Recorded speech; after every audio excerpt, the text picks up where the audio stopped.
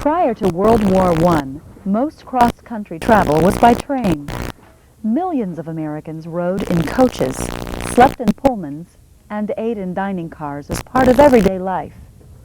Even America's wealthy found trains the quickest way to travel, and so was born the private railcar industry.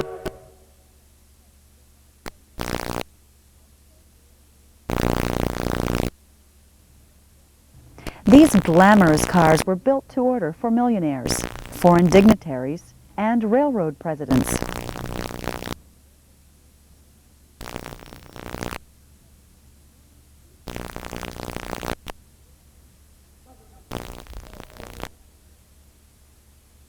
One of America's wealthiest found particular interest in private railcars, Henry Morrison Flagler.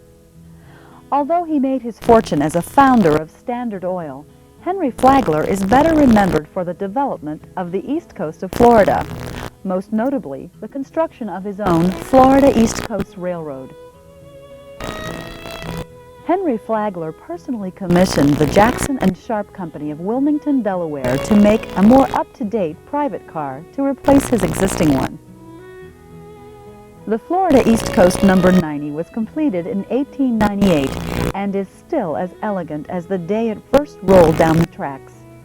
While approximately 1,000 wooden private cars were constructed, No. 90 is one of the very few to survive intact. Entering No. 90 from the train ahead, we pass the boiler closet, the bedroom for the cook and porter, and the electric locker. This long white oak hallway leads to the kitchen, or galley. The ceiling water tanks, counters, sink, and floors are brightly polished copper. The coal-fired cast iron stove has a built-in broiler. This is the pantry. Wonderful food that passed through from the kitchen was placed on fine china stored here. Above the glass door at the end of the hall is the annunciator. This indicates who requested service throughout the car. Pushing a small button signaled the porter to service.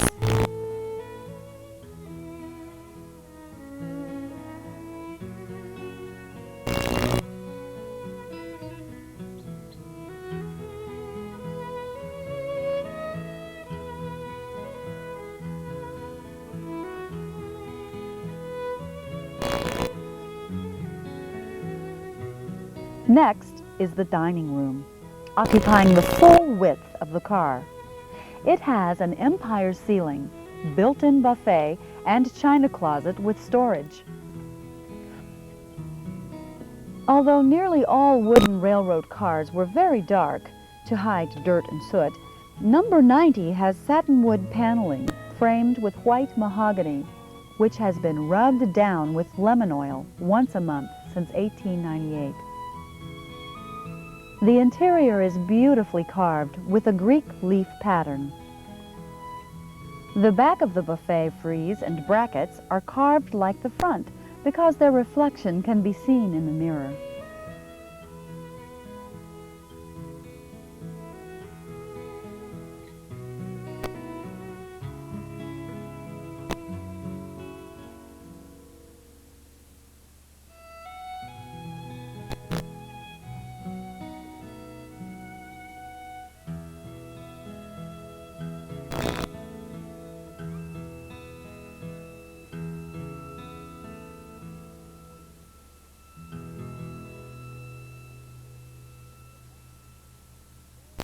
The upholstery is in varying shades of green, with harmonizing decorations on the draperies, ceilings, and carpet.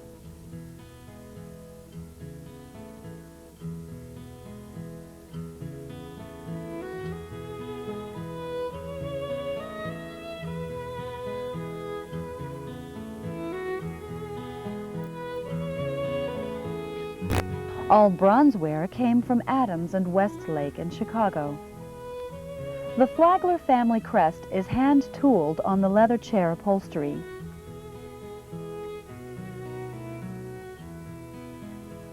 Opposite the buffet is a handsome cabinet with an onyx fireplace surrounded with ornamental bronze. The fireplace burns gas.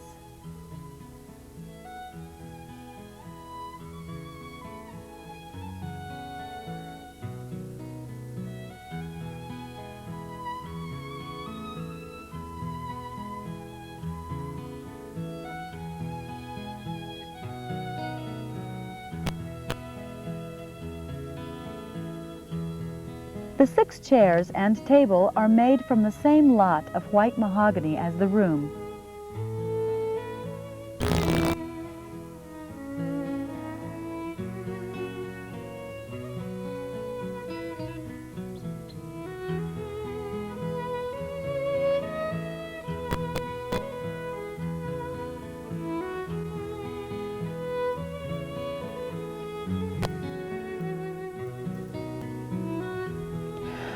Moving into the next hall, we find the guest room. This room has the greatest concentration of delicately carved woodwork in the car.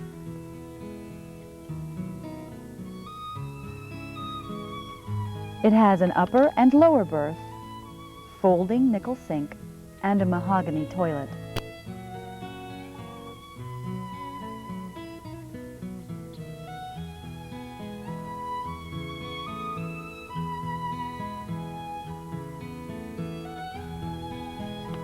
The end walls display the Flagler family crest.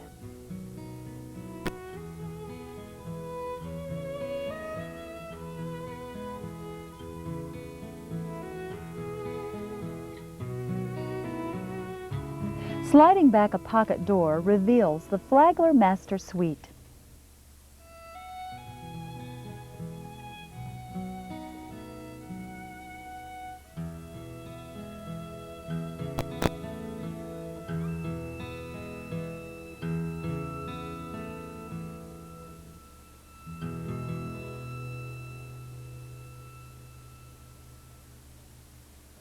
This spacious bedroom incorporates a full bed over the center of the car. Underneath are large drawers for bedclothes.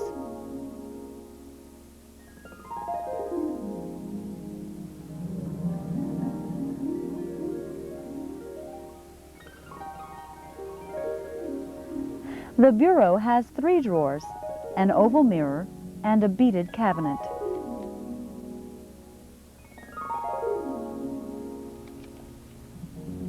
This cabinet was built to hold Mrs. Flagler's wedding present, a 6-foot strand of pearls from Tiffany's.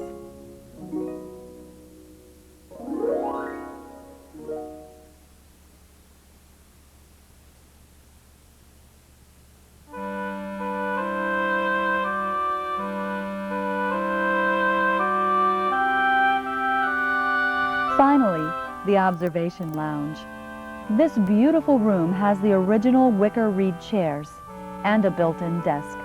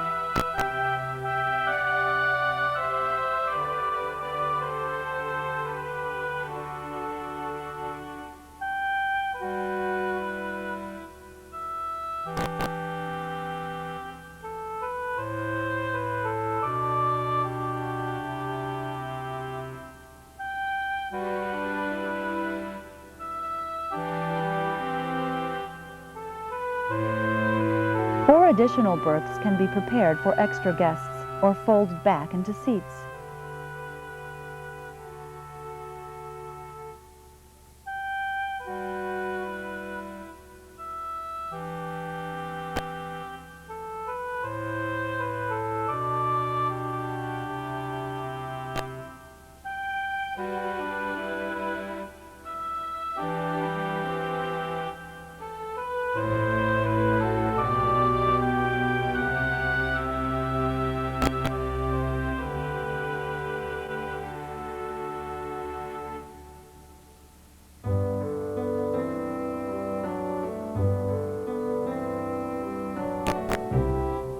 The 19 windows that surround the lounge provide a breathtaking view of the countryside.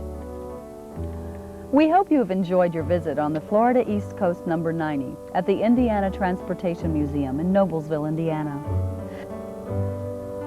The Florida East Coast number 90 is truly a work of art.